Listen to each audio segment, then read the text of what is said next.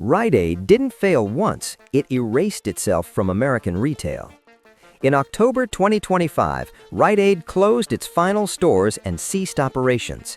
This marked the end of a 63-year-old American retail institution. The company once operated over 2,500 locations across the country. But what makes this story particularly striking is Rite Aid didn't fail once. The company filed for bankruptcy twice in less than 2 years. Wall Street analysts call this phenomenon Chapter 22. At its peak, Rite Aid generated billions in annual revenue each year. The company competed directly with industry giants CVS and Walgreens. By 2026, it exists only as a cautionary tale about strategic failure. So how did one of America's major pharmacy chains completely vanish? Rite Aid was founded in 1962 in Scranton, Pennsylvania by Alex Grass. It started as a single discount store and grew rapidly thereafter. The company expanded aggressively during the 1970s and 1980s. By the 1990s, Rite Aid became one of America's top 3 chains. The company's strategy was straightforward: acquire smaller regional chains and dominate markets. And for decades, this approach seemed unstoppable and highly profitable. But the foundation was unstable from the very beginning of operations. This wasn't growth built on operational excellence or customer loyalty whatsoever. It was expansion funded almost entirely by mountains of corporate debt. The critical mistakes began in the late 1990s with aggressive acquisitions. Rite Aid embarked on an acquisition spree that would ultimately destroy them. In 1996, the company acquired Thrifty Payless for approximately $2.3 billion. This West Coast drugstore chain dramatically expanded Rite Aid's geographic footprint immediately. Then came the purchase of PCS Health Systems for around $1.5 billion. These deals expanded Rite Aid's footprint but created absolutely crushing corporate debt. The company struggled to merge different store formats and technology systems. Integration challenges mounted as corporate cultures clashed across the new organization. And here's what nobody talks about: leadership orchestrated massive accounting fraud. While pursuing aggressive expansion, executives were cooking the books behind scenes. In 1999, federal investigators discovered executives had inflated earnings by $1.6 billion. The scandal led to criminal charges, executive turnover, and permanent investor mistrust. By the early 2000s, Rite Aid was trapped in an inescapable cycle. The company desperately needed to invest in store renovations and technology. Competitive pricing was essential to keep pace with CVS and Walgreens. But every dollar went towards servicing billions in debt from acquisitions. Meanwhile, the pharmacy industry itself was undergoing a fundamental transformation around them. CVS and Walgreens were expanding into health clinics and mail-order prescriptions. They were building integrated healthcare ecosystems that controlled multiple revenue streams. Rite Aid, by contrast, was simply trying to keep lights on daily. The company attempted a strategic move in 2015 with a Walgreens deal. Walgreens announced plans to acquire Rite Aid for a stunning $9.4 billion. This deal would have solved Rite Aid's financial problems overnight completely. But federal regulators blocked the full acquisition over antitrust concerns entirely. Walgreens eventually purchased only about 1,900 Rite Aid stores for $4.4 billion. These transactions occurred between 2017 and 2018 in multiple phases carefully. This left Rite Aid dramatically smaller, with around 2,500 remaining stores operating. The company still carried enormous debt, but now with less revenue. But here's the deeper issue that most analysis completely misses today. Rite Aid's failure wasn't simply about debt levels or bad acquisitions. It was about fundamentally misunderstanding what the pharmacy business was becoming.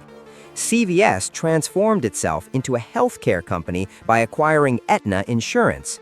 That acquisition cost a staggering $69 billion back in 2018. Walgreens partnered with Village MD to open hundreds of primary care clinics. These competitors understood traditional retail pharmacy was becoming low-margin commodity business. The real value was controlling the entire healthcare transaction from start. That meant insurance, prescriptions, primary care, and chronic disease management all together. Rite Aid never made that critical strategic leap into integrated healthcare. The company remained focused on operating physical drugstores in changing times. And this is where things get interesting, with legal complications mounting. Rite Aid also became deeply entangled in the national opioid crisis. The company faced thousands of lawsuits alleging excessive painkiller dispensing operations. Lawsuits claimed pharmacies dispensed prescription painkillers without adequate oversight or controls. By 2023, these legal liabilities had grown into billions in settlements. The combination of unsustainable debt, operational losses, and declining stores collapsed. Add opioid litigation, and the situation became absolutely impossible to solve. In October 2023, Rite Aid filed for Chapter 11 bankruptcy protection initially. The plan was to reorganize, close underperforming stores, and reduce debt. For a brief moment, it seemed like the company might survive. But the restructuring plan was fundamentally flawed from the start, clearly. Just 8 months after emerging, Rite Aid filed for bankruptcy again. This happened in May 2025, shocking industry analysts and investors alike. This is what bankruptcy analysts call Chapter 22 in financial terminology. It's when a company fails so completely, one reorganization isn't enough. The second bankruptcy revealed a harsh truth. There was no path. No viable business model existed for mid-sized, standalone pharmacy chains anymore. By October 2025, Rite Aid had closed all remaining stores permanently. The company ceased retail operations entirely after 63 years in business. Rite Aid's prescription files were sold off to CVS, Walgreens, and Kroger. Even the iconic Thrifty ice cream brand was sold to buyers. This beloved West Coast institution was separated from the parent company. After 63 years, Rite Aid had completely disappeared from American retail. So what does Rite Aid's total collapse tell us about 2026? The answer is sobering. The traditional drugstore model is dying fast. This isn't just a Rite Aid problem anymore. Across the industry, between 2024 and 2025, CVS and Walgreens announced thousands of closures. CVS has shuttered over 900 stores, while Walgreens closed 1,200 locations. These aren't struggling companies, they're industry leaders with massive share. But even they recognize physical pharmacy locations have become financial liabilities. We're in an era dominated by mail-order prescriptions and Amazon Pharmacy. Digital health platforms are reshaping how Americans receive their medications today. The retail apocalypse that devastated department stores has reached the pharmacy sector. Rite Aid's failure reveals a critical business lesson about strategic positioning clearly.